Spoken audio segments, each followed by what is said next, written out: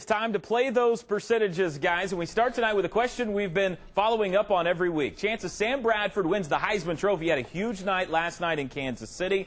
Dean, you're the defending champ once again. 42-7 now is the score, Dean. Yes, it is. Yes, it is. What do you think? Chances Sam wins. Okay, I'm going to say 45%, and I think he's the favorite of the three that are up for it, because I think the others have less than that, obviously. But I think that he has a 45% chance because there are the two other contenders there. If he were by himself, kind of with one other guy, I think he could get, boy, this is a bad answer. 45%. Who's your second favorite, Dean? I think Tebow will be number 2. Okay, John. What, are you going to give him 2 questions? Yes. Okay, all right. I'm going to say 54%. Wow. I do think he's the favorite as well. I do think that it would be higher, but I think some of what we talked about earlier about whether or not the voters may want to stick it to Oklahoma some way because they're in the BCS title game, that might come into play a little bit. But I think he wins. In the end of the day, 48 touchdowns, 6 interceptions. I mean, if you have a conscience in your voter, you got to look at that and say, wow, that's spectacular. So you got Texas sympathy vote maybe factoring in. You've got the Eastern Seaboard with Tebow, but both of you are saying you think he will win, right? Yes.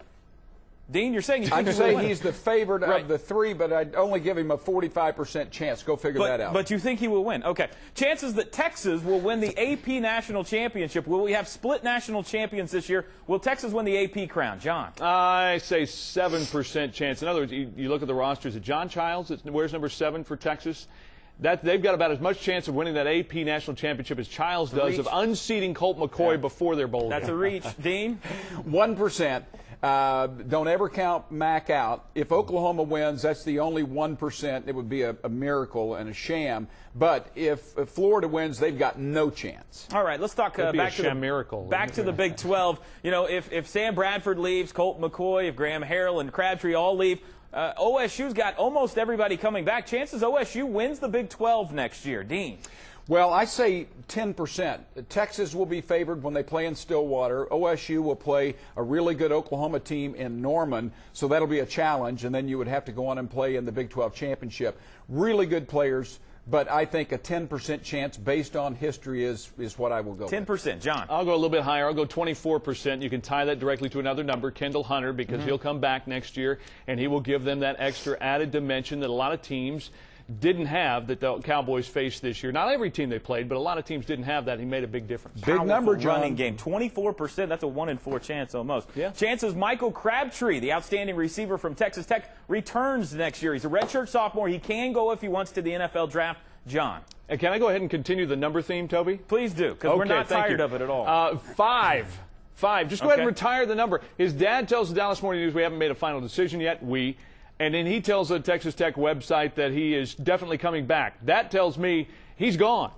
5%. Dean? Well, yeah, I'm going with Daddy on that one because money talks and we know what walks.